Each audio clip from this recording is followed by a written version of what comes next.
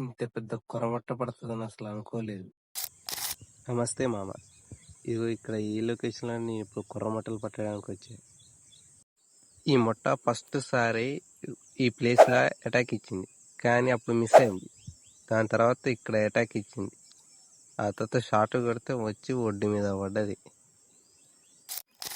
నాకు తెలిసి ఇది కేజీ కంటే ఎక్కువే ఉంటుంది. దీన్ని తీసేసి చికెన్లో పెట్టి మళ్ళీ అదే ప్లేస్లో కాస్టింగ్ చేశా. అప్పుడు పడ్డది ఇది. అసలు ఎంత లేపినా ఇంత కూడా పైకి లేగడం లే. అట్లా ఇట్లా చేసి మొత్తానికి ఒడ్డెక్కించా.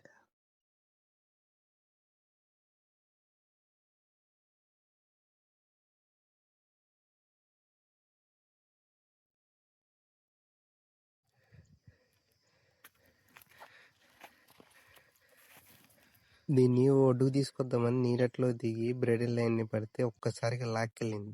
దాని తర్వాత ఇలా జరిగింది. తొందరగా తీసుకొచ్చి వీటిని నీళ్ళల్లో వేస్తే బ్రతుకుంటాయి అని అనుకుంటే ఈ ఇంటికి వచ్చి దారి మధ్యలోనే చనిపోయాయి. ఎలాగో చనిపోయాయి కదా అని నీటిలోంచి బయటికి తీసి కాటా వేసా. పెద్ద పూమేన్ 3 కేజీల 900 గ్రాములు వచ్చింది. చిన్న పూమేనేమో కొంచెం ఎక్కువ కొంచెం తక్కువగా కాకుండా కరెక్ట్గా 1.5 కేజీ వచ్చింది. ఈ రెండింటిని కలిపి కాటా వేస్తే మొత్తం 5 కేజీల 400 గ్రాములు వచ్చింది.